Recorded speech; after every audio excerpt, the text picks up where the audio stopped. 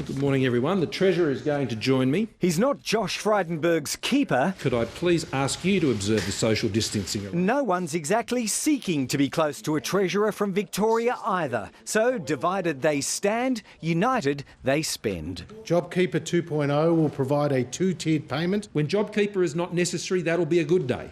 That day's still at least 8 months away, and until then, the record wage subsidy they unveiled here almost 4 months ago is shrinking. Come the end of September to early in the new year, JobKeeper's flat rate of $1,500 a fortnight's gone. $300 will be sliced from full-time workers, and for part-timers, even more. Work fewer than 20 hours a week and get $750 for the fortnight. Next, 2021 brings a further cut. $1,000 for full-timers, $650 a fortnight for part-timers.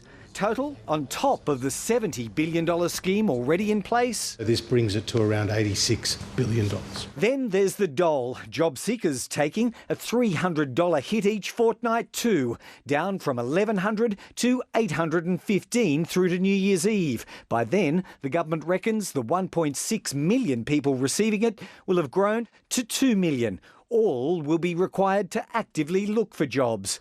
And if they find one, each will be allowed to earn up to $300 a fortnight without losing the dole.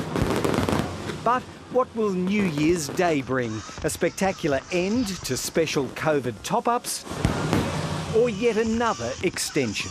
I am leaning heavily into the notion that there would obviously need to be some continuation of the COVID supplement post-December. One way or the other, payments will taper off. We've been responsible and constructive throughout this recession. And there's no prospect of Parliament blocking the changes. Labor is inclined to support what the government has announced. Once again, time's critical. The government had precious little of it when it first designed these payments back in March. So the extra $20 billion being laid down today is simply to buy more time. Time to review JobSeeker by December and JobKeeper by March. Then to extend them further if necessary. All of it hoping against hope that unemployment doesn't break out to truly catastrophic levels. But with absolutely no certainty that it won't. Greg Jennett, ABC News, Canberra.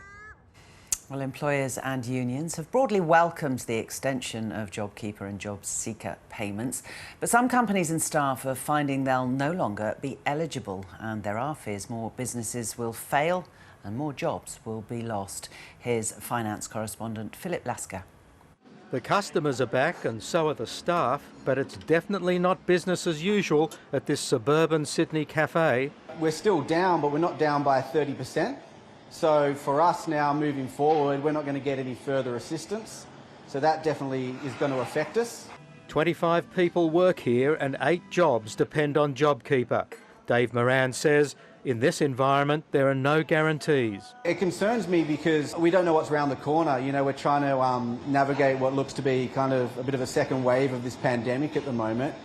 Freelance makeup artist Samantha Lauren is also uncertain about what's ahead because most of her work has dried up, but she's relieved the JobKeeper support is continuing. I would love for it to stay the same, but I would prefer something rather than nothing.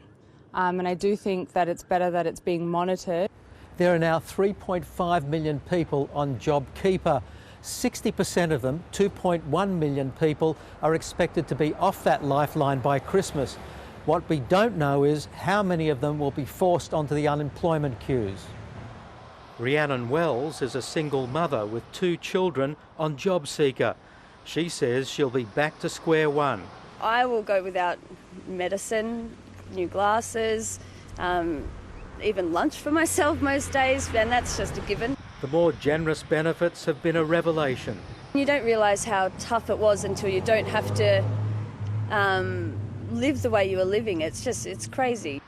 For Rhiannon, without a job, September will represent an income cliff.